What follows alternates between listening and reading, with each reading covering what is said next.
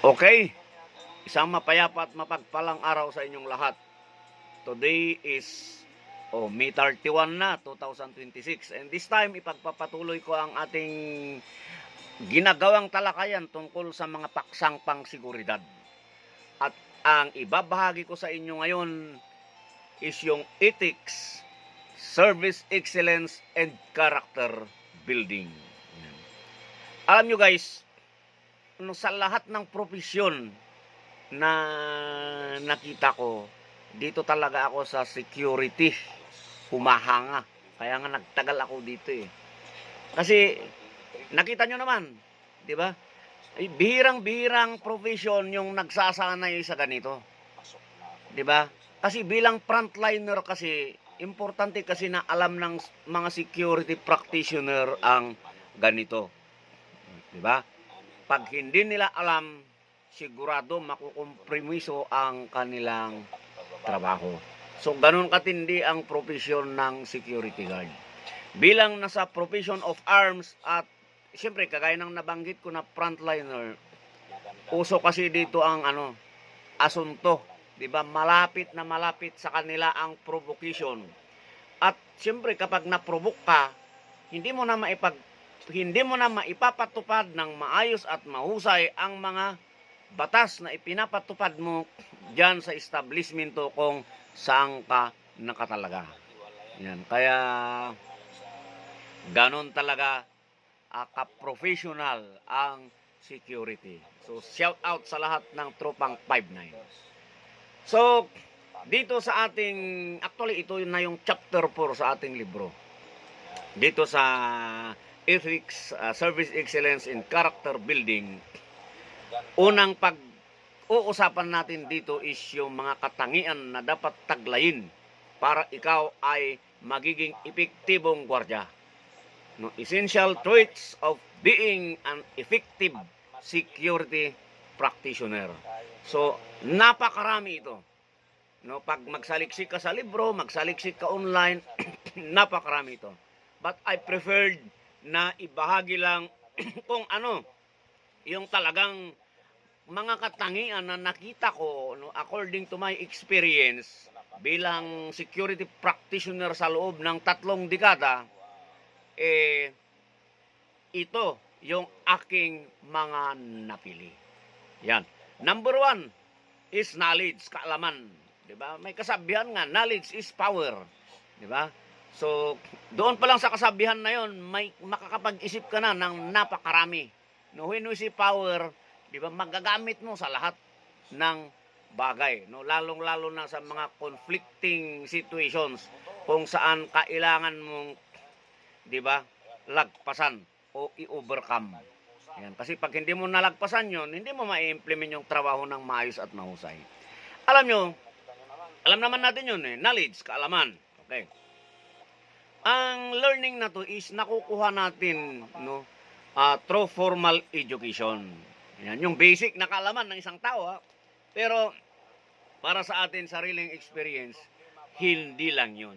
Kasi unang-una, may mga nagsasabing eksperto na ang kaalaman ng isang tao ay magsisimula nga daw sa sa loob ng tiyan habang kinakausap siya ng nanay.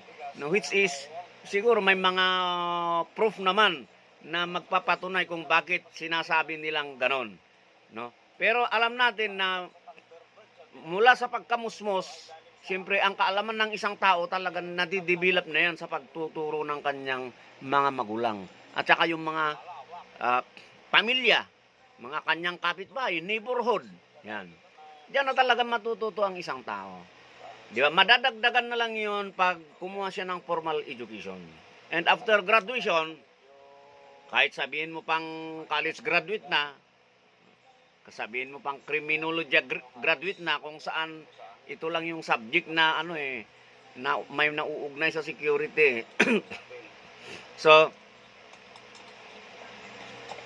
hindi mo pa rin masasabi na talagang well-equipped ka na ng security knowledge.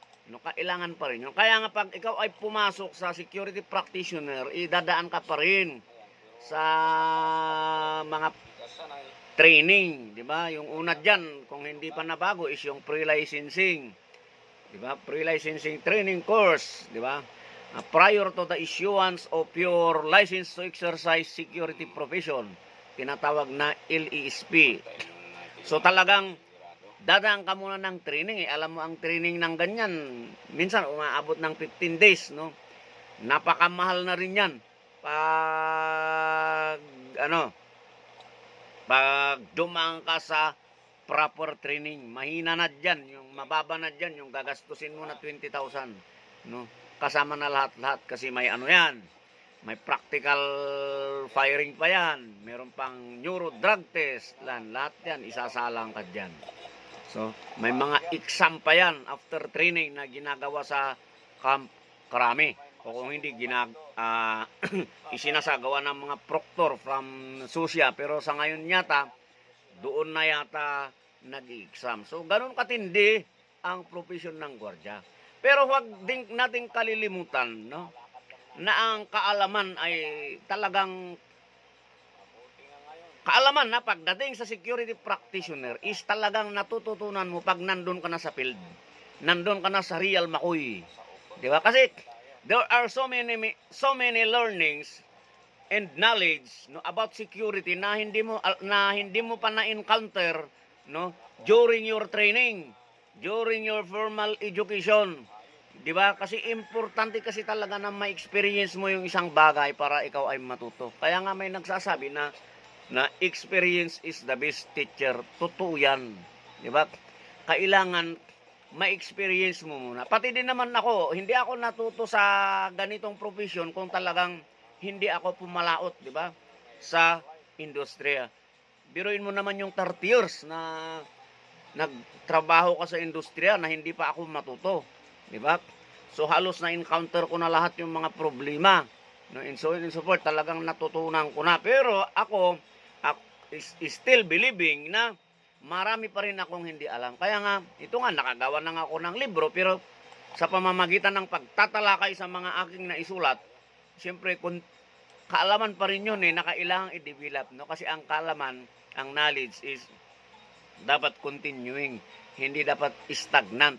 Pag kasi yan, pag nabitawan mo yan, babalik ka, no? Back to yan, no? In a scale of 100, hindi ka naman mag-back to 0, pero baka magbalik ka sa 50.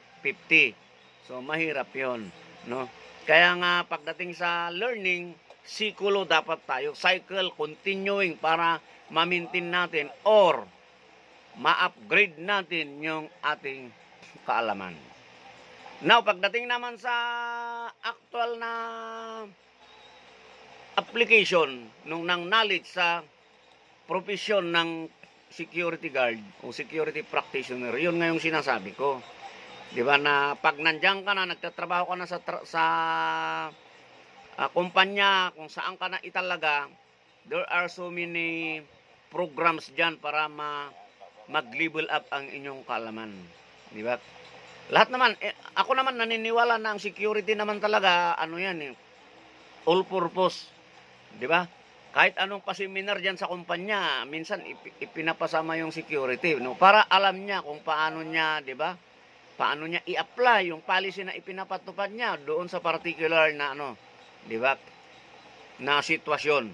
Kasi yon ang talagang kailangan naman gawin ng kumpanya dahil siyempre kung talagang gusto mo na mahusay at maayos yung mga tagapangalaga mo o tagapagbantay mo, kailangan talagang meron silang sapat na kaalaman sa lahat ng bagay within doon sa operations and so on and so forth sa loob ng kumpanya. So, ulitin natin, matandaan ninyo, knowledge is power. Kaya, importante yan sa isang security practitioner.